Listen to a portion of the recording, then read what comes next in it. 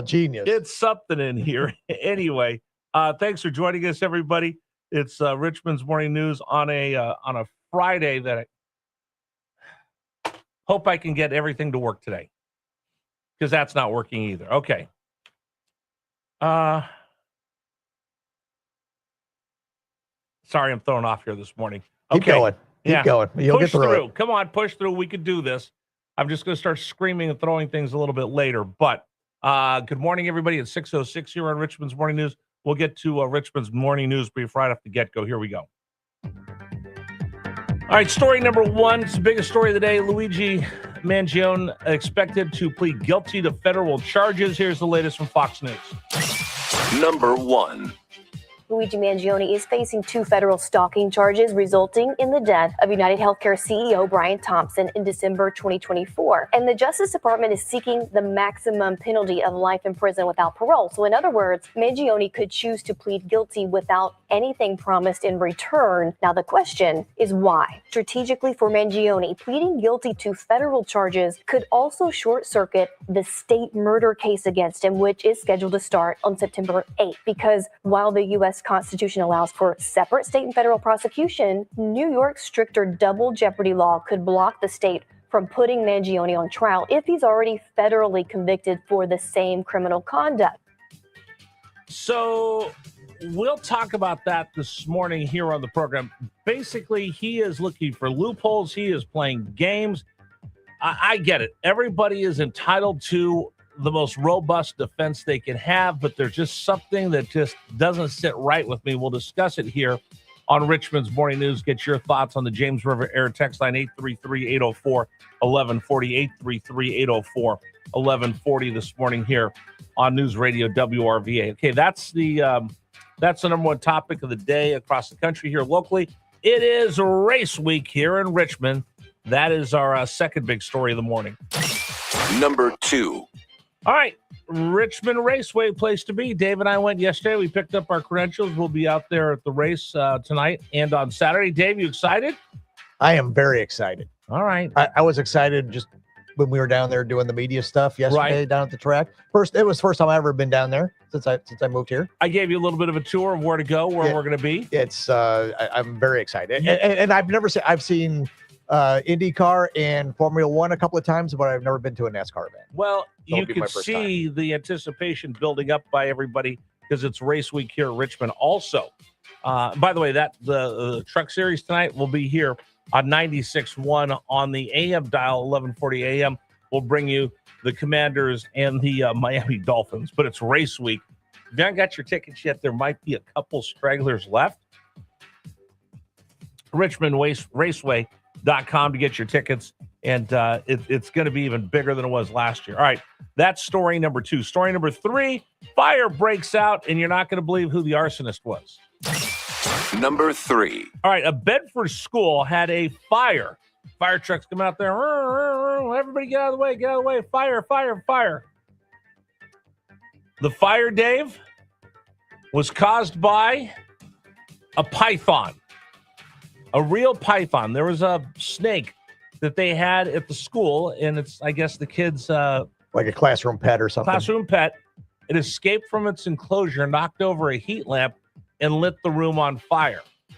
Luckily, even snakes don't like going to school. Don't like going to school. Yeah, because Gary's over there bragging about school starting. All the kids are having meltdowns over here. The snake probably had a meltdown. Oh man, those grubby little kids are going to be putting their hands on me. I got to get out of here. So the snake caused the fire.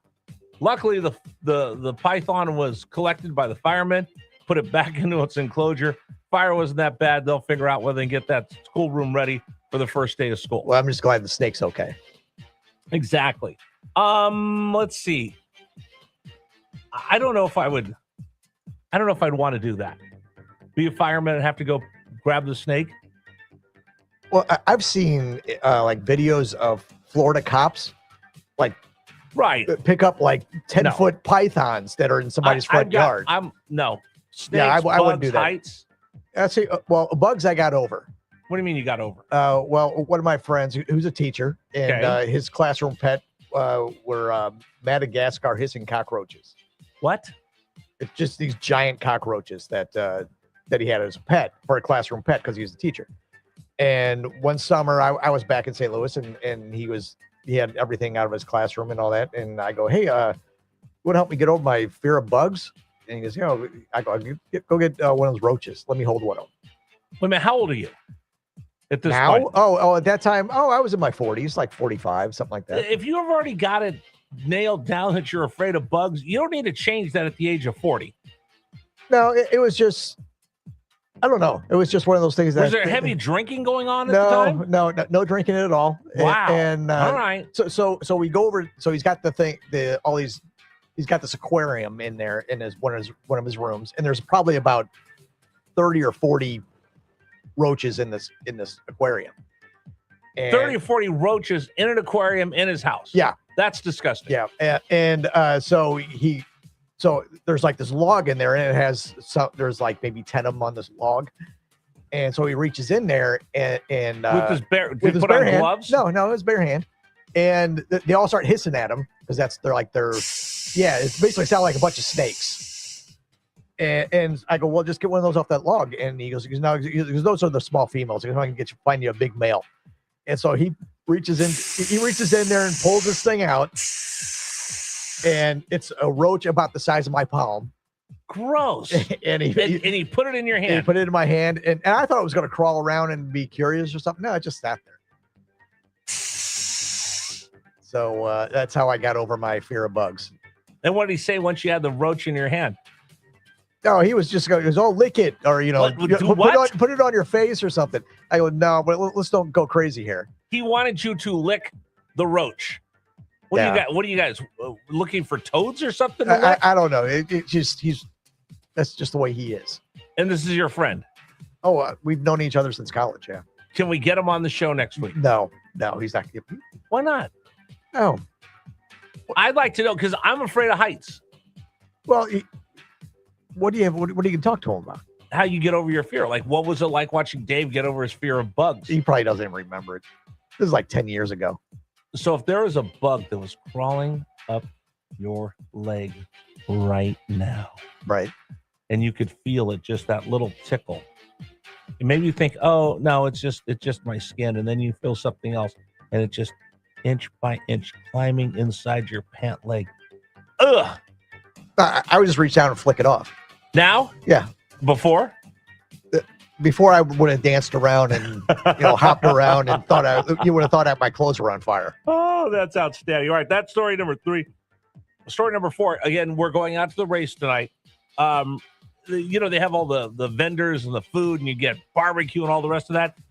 Dude, I think I found something they need to have. KFC and Oreo cookies had a kid. Number 4. All right. It's hard to believe this wasn't started in America, but KFC and Oreo have collaborated to create a fried chicken cookie. If you're licking your lips, you might want to hear more about it first. The cookie is a typical Oreo cookie, the chocolate wafer, but it isn't fried directly. Instead, the cream inside have 11 herbs and spices flavor. There's no actual chicken involved. Oh. I don't know if that's a plus or minus. Sadly, you can't get this mashup in the U.S. for whatever reason. It's only available in China right now. Okay, no, we're not going to have this. 1 minute. I will not have this Chinese delicacy for them. There's no chicken in it. Why would you have KFC and Oreo? This makes no sense. See? It doesn't sound like those two go together. And maybe they do. I'd try it just to see if it actually tastes decent, but I got a buddy. But it just doesn't sound good. I got a buddy. His name's Chicken Charlie. He's the one who came up with the deep fried Oreos, the deep fried Twinkies. He's like a fair those are vendor. good, though. Yeah, those are good. Like, okay, would you do? Here's what I'd love this. You want to try this? Take the Oreo cookies, the chocolate wafers, ground them up. Use that as your breading for fried chicken. That would be delicious. Wouldn't it be too sweet though? No, not at all. If you ever, the old Planet Hollywood used to have chicken tenders, and they would mix in Captain Crunch into that I've heard. Right, I've so that heard would be outstanding.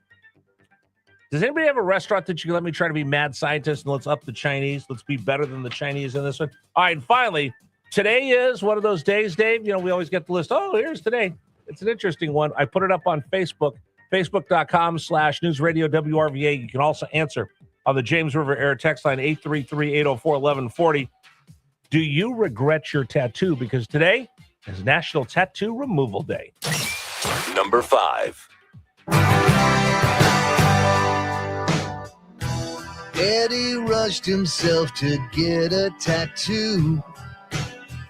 Got a new girlfriend, now he feels like a fool. You can't change Betty to look like Mary Lou.